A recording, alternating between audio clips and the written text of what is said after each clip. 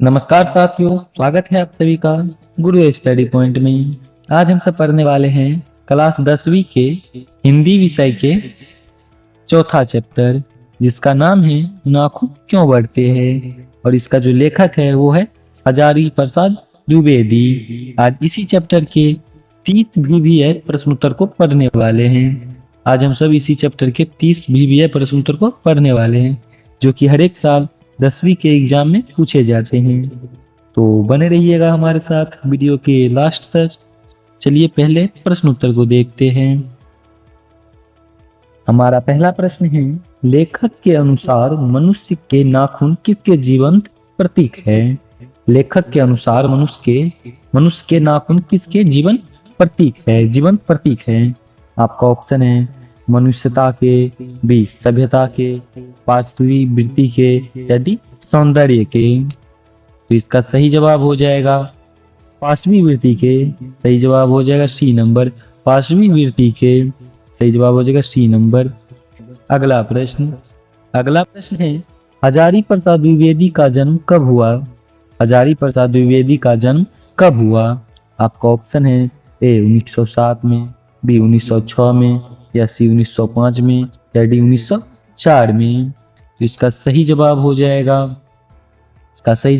1907 में। सही जवाब हो जाएगा ए नंबर 1907 में। अगला प्रश्न है, हजारी प्रसाद द्विवेदी किस निबंध के रचयिता है। हजारी प्रसाद द्विवेदी किस निबंध के रचयिता है। तो हजारी प्रसाद द्विवेदी नाखून क्यों बढ़ते हैं इस पाठ के रचयिता है। सही जवाब हो जाएगा बी नंबर, नाखून क्यों बढ़ते हैं। अगला प्रश्न है, आचार्य हजारी प्रसाद द्विवेदी का जन्म कहाँ हुआ था।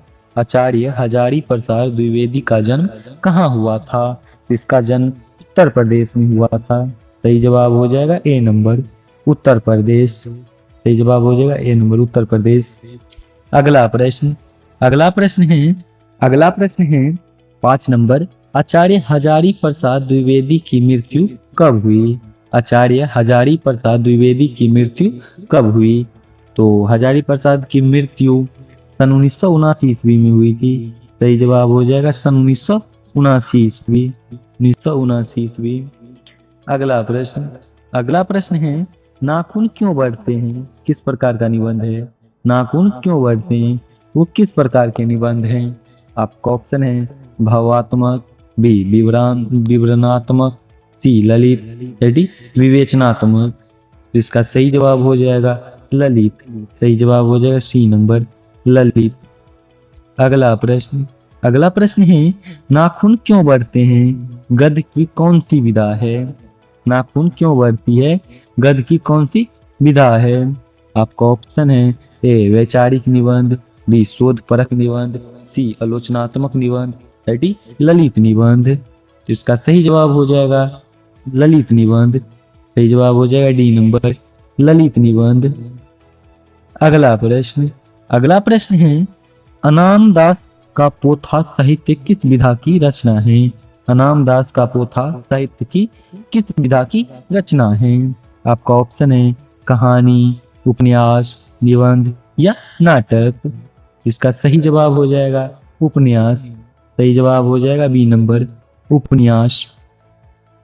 अगला प्रश्न है, द्विवेदी जी को आलोक पर्व का कौन सा पुरस्कार मिला। द्विवेदी जी को आलोक पर्व पर कौन सा पुरस्कार मिला। आपका ऑप्शन है ए प्रेमचंद्र पुरस्कार, या कुमारन आसान पुरस्कार, सी ज्ञानपीठ पुरस्कार, या डी साहित्य अकादमिक पुरस्कार।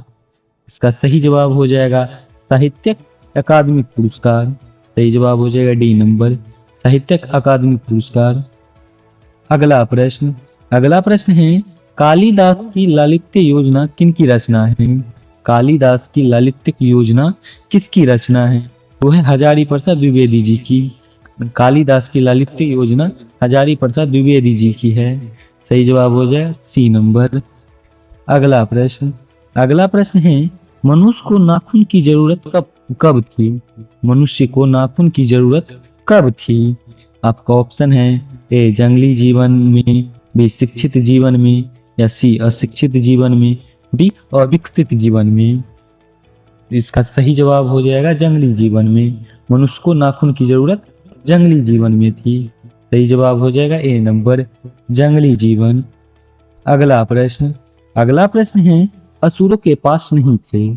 असुरों के पास क्या नहीं थे? तो असुरों के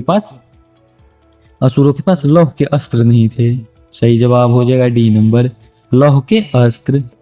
अगला प्रश्न अगला प्रश्न है, नखधर मनुष्य किस पर भरोसा करके आगे की ओर चल पड़ा है? नखधर मनुष्य किस पर भरोसा करके आगे की ओर चल पड़ा है?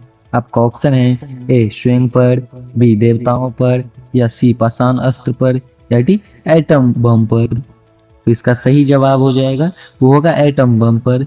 नखधर मनुष्य एटम बम पर भरोसा करके आगे चल पड़ा है। सही जवाब हो जाएगा डी नंबर। अगला प्रश्न है, अल्पज्ञ पिता कैसा जीव होता है? अल्पज्ञ पिता कैसा जीव होता है?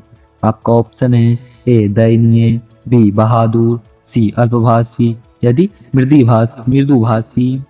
इसका सही जवाब हो जाएगा दयनीय। अल्पज्ञ पिता दयनीय जीव होता है।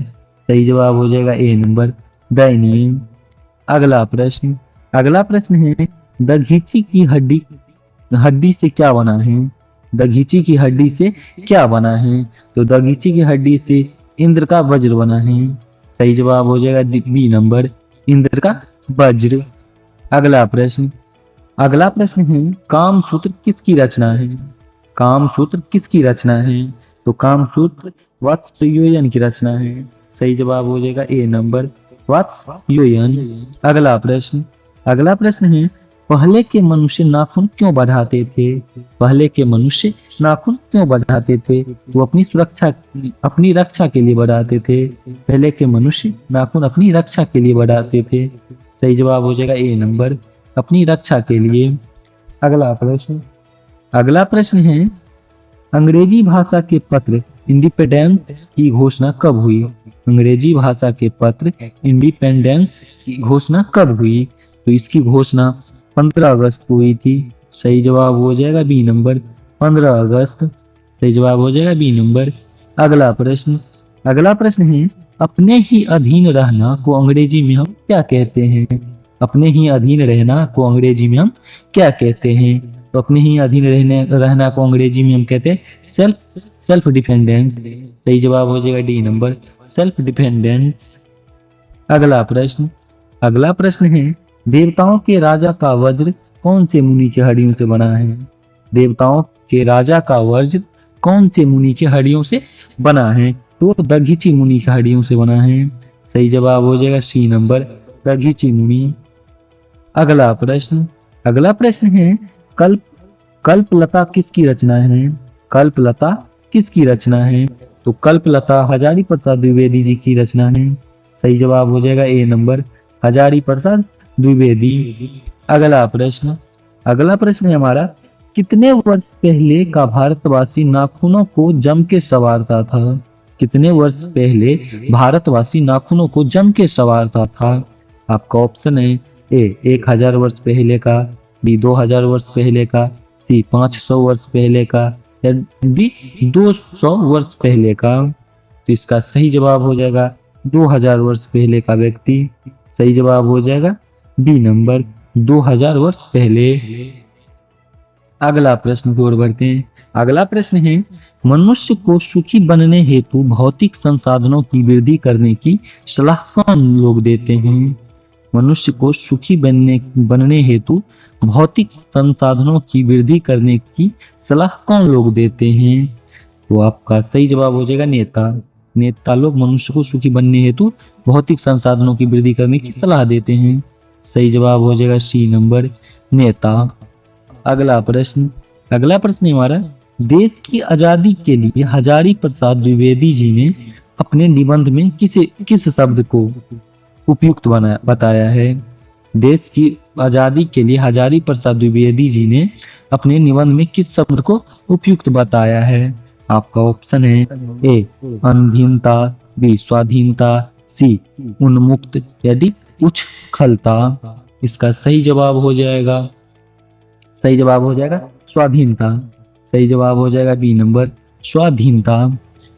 अगला प्रश्न है हमारा, देवताओं का राजा से किन्हें संबोधित किया जाता है? देवताओं का राजा से संबोधित किस देवता को किया जाता है? तो इंद्र देवता को किया जाता है। सही जवाब हो जाएगा सी नंबर इंद्र। अगला प्रश्न है, नाखून क्यों बढ़ते हैं निबंध में लेखक ने किस बूढ़े का जिक्र किया है? नाखून क्यों बढ़ते हैं निबंध में लेखक ने किस बूढ़े का जिक्र किया है? तो महात्मा गांधी का जिक्र किया है।